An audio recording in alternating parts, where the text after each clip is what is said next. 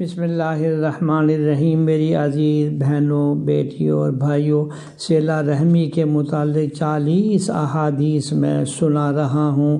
آج حدیث نمبر 26 سناتا ہوں۔ یہ صحیح مسلم کی حدیث کا ترجمہ ہے کہ ایک آدمی نے عرض کیا، اے اللہ کے رسول صلی اللہ علیہ وسلم، میرے کچھ رشتہ دار ایسے ہیں جن سے میں تعلق جوڑتا ہوں تو وہ مجھ سے تعلق توڑتے ہیں، میں ان سے نیکی کرتا ہوں اور وہ مجھ سے برائی کرتے ہیں، میں ان سے بردباری کرتا ہوں، وہ مجھ سے بد اخلاقی سے پیش آتے ہیں۔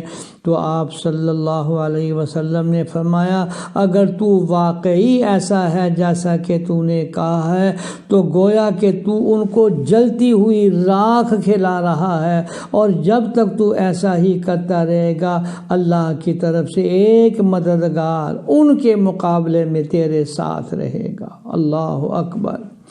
اگلی روایت، رسول اللہ صلی اللہ علیہ وسلم نے فرمایا کہ رحم مشتق ہے رحمان سے، یعنی اس کا رحمان سے تعلق ہے۔ چنانچہ اللہ تعالیٰ نے رحم یعنی رشتہ داری سے فرمایا، جو تجھے ملائے گا میں بھی اسے ملاؤں گا، اور جو تجھے کاٹے گا میں بھی اسے کاٹوں گا۔ یہ حدیث نمبر 27 بخاری شریف کا میں نے ترجمہ سنایا ہے۔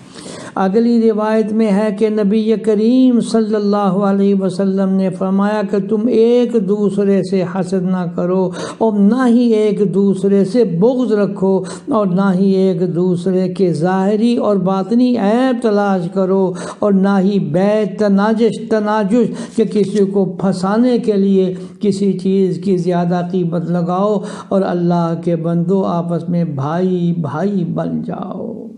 اللہ جل شانہ ہمیں حضرت صلی اللہ علیہ وسلم کی احادیث پر عمل کی توفیق عطا فرمائے، آمین۔